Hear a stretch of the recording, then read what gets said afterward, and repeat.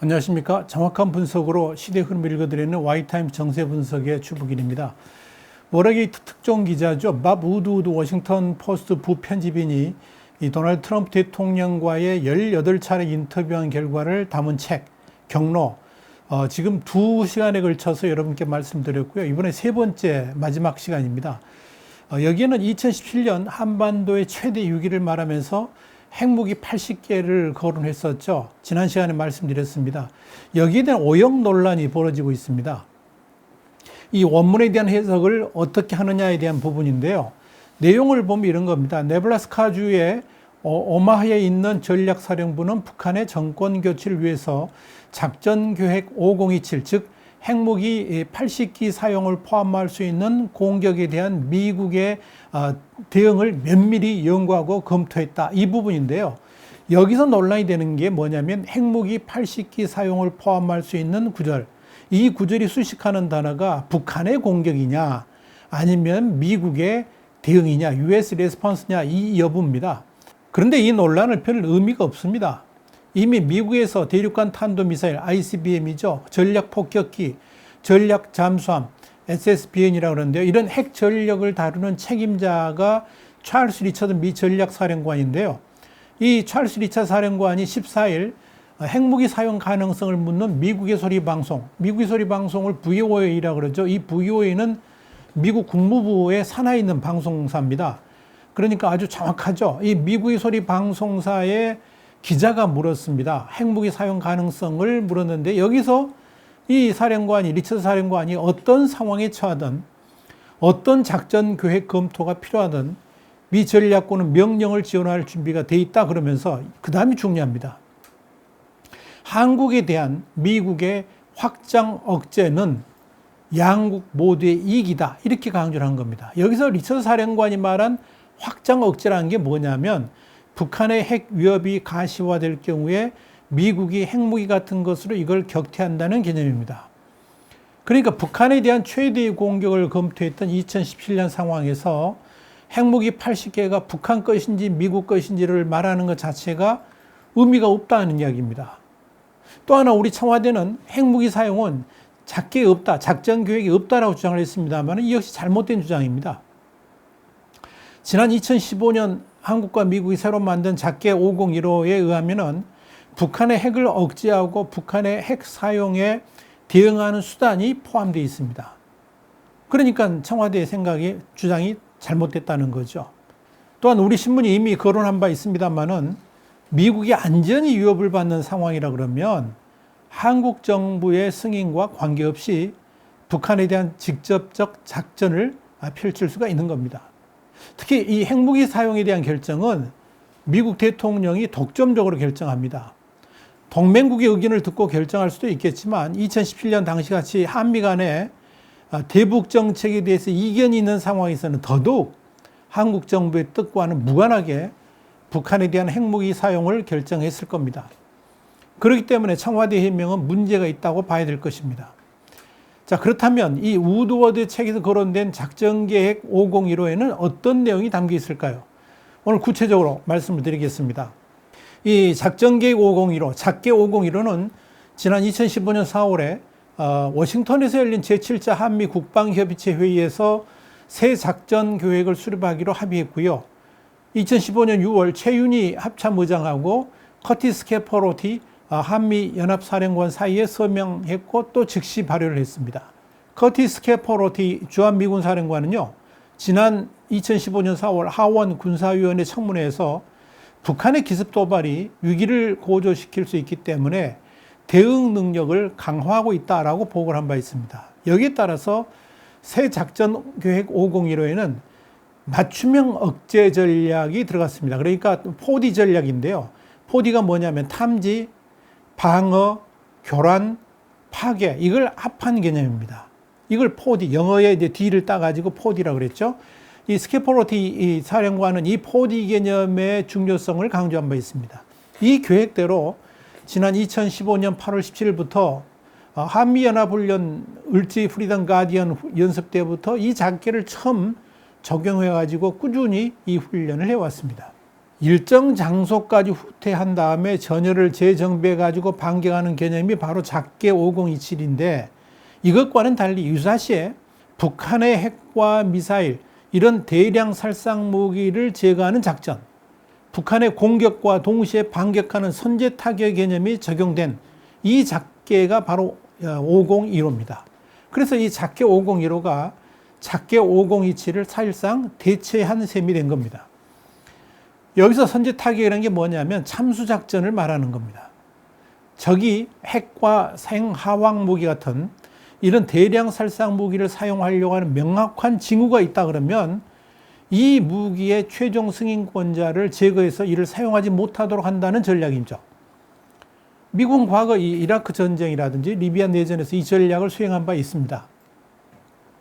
이 작전은 첨단 정찰 장비를 활용해 가지고 북한의 공격 징후가 명확하다고 판단된다 그러면 북한군이 공격을 시작하는 것과 동시에 공격을 가하는 적극성을 담고 있는 것이 특징입니다. 여기서 말하는 이 참수작전이라는 건 한마디로 북한의 최고 지도자인 김정은을 중심으로 해가지고 적의 주의보를 제거하는 그런 작전을 말하는 겁니다. 바로 이 작전을 지난 2017년 한반도 위기 때 미국이 만지작거렸다는 겁니다. 전 세계에서 참수작전에 있어서 가장 많은 노하우를 가진 나라가 바로 미국입니다.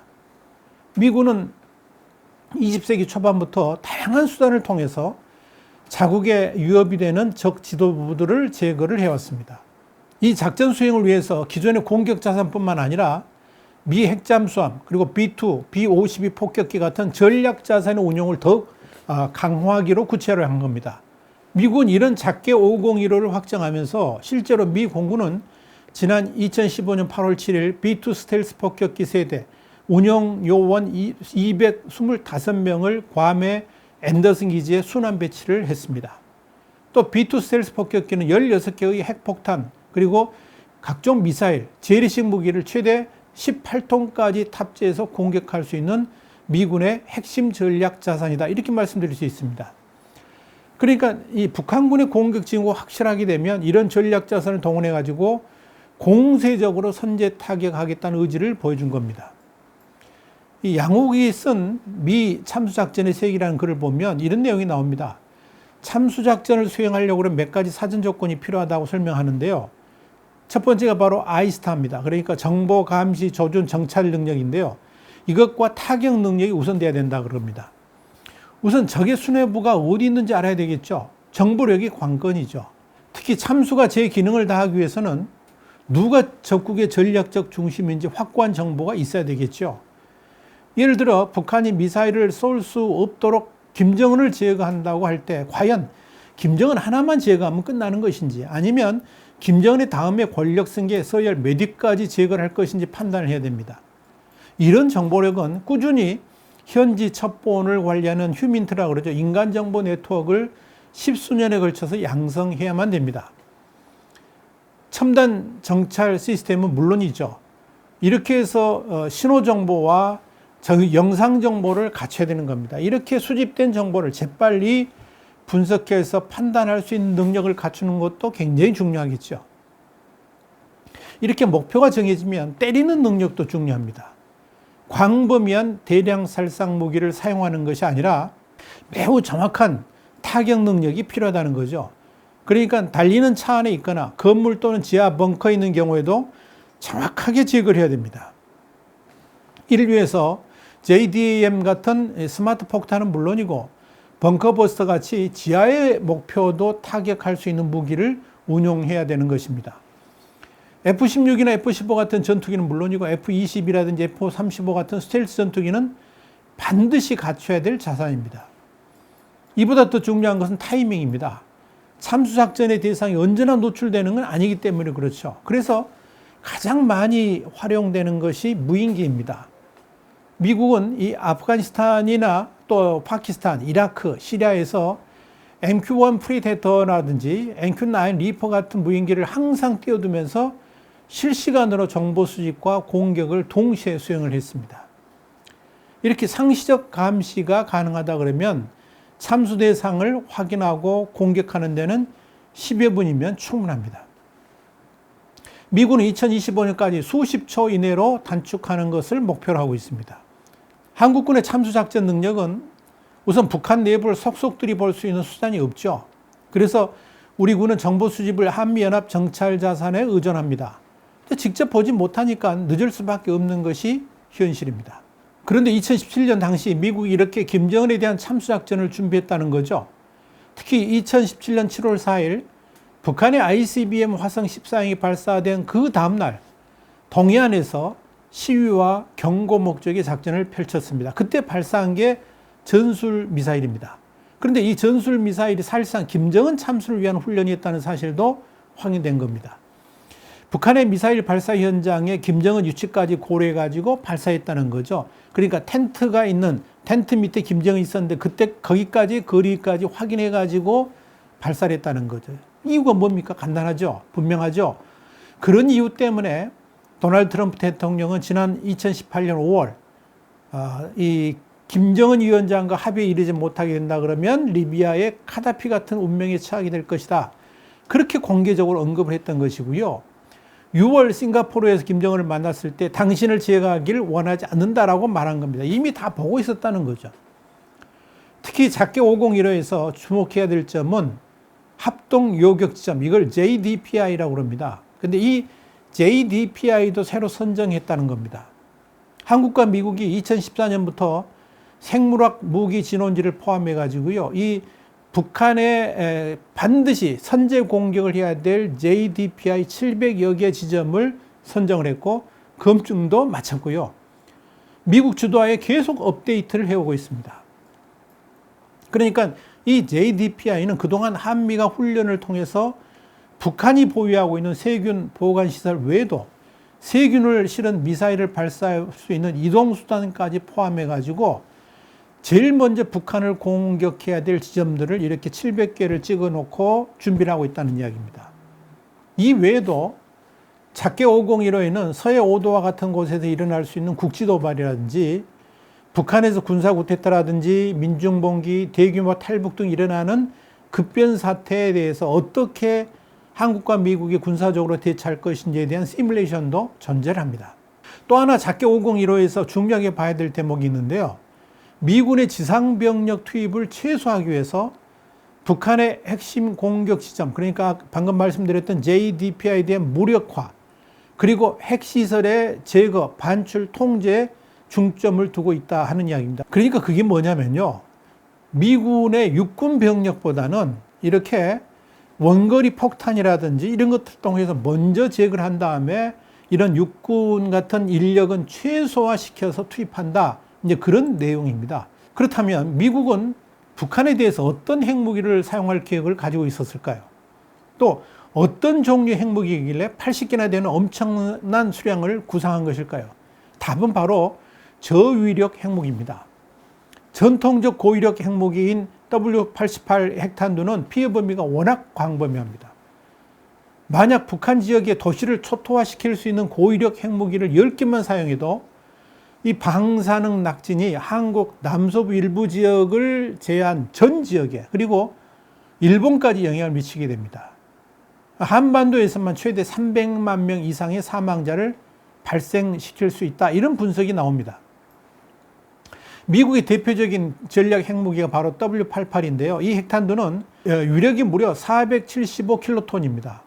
히로시마에 떨어진 온폭의 위력이 불과 15킬로톤이었는데 이걸 감안한다 그러면 이 고위력 핵무기인 W-88 핵탄두가 얼마나 위력적인지 여러분 짐작이 될 겁니다. 반면에 이 저위력 핵무기는 100명 미만의 사망자를 내고 북한의 5대 핵시설을 모두 파괴하면서도 피해 범위도 최소화시킬 수가 있습니다. 지난 6월 15일 북한 핵을 억제하는 데는 전통적 고위력 핵무기보다도 저위력 핵무기가 더 효과적이라고 주장한 사람이 있습니다. 키오 리버 조지타운 대학교 국제안보연구소 교수인데요. 그분의 분석이 그렇습니다. 리버 교수는 미 국방부 시뮬레이션 프로그램 위협 예측 및 평가를 사용해가지고 전통적 고위력 핵무기하고 저위력 핵무기가 한반도에서 사용되는 상황을 모의 실험을 해가지고 결과를 발표한 겁니다. 리버 교수는 0.3킬로톤에서 340킬로톤까지 위력을 조절할 수 있는 B-61 핵탄두 같은 저위력 핵무기를 같은 목표에 사용할 경우에 목표 지역 주변에서만 100명 미만의 사망자가 나왔고 아주 낮은 수준의 낙진이 발생했다. 이렇게 설명을 했습니다. 특히 이 목표물 인근에서의 인명피해는 재래식 작전 수준이다라고 분석을 했습니다. 이렇게 저위력 핵무기는 김정은 지하 벙커들을 쪽집게 타격할 수 있는 미국의 신형 전술핵 벙커버스터죠. B-61-12 폭탄, 그리고 신형 저위력 핵탄두를 장착한 트라이던트2 SLBM, 그리고 핵추진 잠수함 등에서 발사되는 핵탄두 장착 토마호크 순항 크루즈 미사일, 이런 데 장착을 할 수가 있습니다. 그런데 말입니다, 한국은 아직도 미국을 너무 모르는 것 같습니다. 이번 우드워드의 경로를 읽어보면 한국 정부가 얼마나 미국을 모르고 있는가, 이걸 다시 한번 확인하게 됩니다. 문재인 정부 들어서 미국 통들이 사라져서 그런 점도 있겠습니다만은 자신들의 관점에서 자기들 멋대로 미국을 해석하고 읽어버리는 그런 외교적 판단 실수를 거듭하고 있다는 것이 확연하게 보입니다. 미 중앙정보국, 그러니까 CIA 코리안 미션 센터만 해도 그렇습니다. 당시 CIA 국장이었던 마이크 폼페오 현 국무장관의 지시로 만들어졌죠. 그래서 앤드루 김이 맡았던 이 기관은 한마디로 김정은 축출을 통한 북한 전복이 미션이었습니다. 만약 한미 간에 정보교환이 원활하고 서로 신뢰할 수 있었다면 굳이 엄청난 예산을 들여서 만들 필요가 없는 기관이었습니다. 그런데 미국이 한국 정부를 전적으로 신뢰할 수가 없었기 때문에 CIA 코리아 미션 센터가 만들어진 겁니다. 이 기관은 지금도 존재합니다. 이 CIA 코리아 미션 센터에 소속된 인원이 얼마나 되는지 아무도 모릅니다. 몇백 명에서 몇천 명이 된다는 이야기까지 있습니다. 저도 이야기를 들었는데 여기서는 말씀드리지는 않겠습니다. 하여간 이 기관이 여러분 북한 정권의 전복을 위해서만 일하고 있을까요? 결코 그렇지 않습니다. 그만큼 한국은 미국을 모른다는 이야기입니다.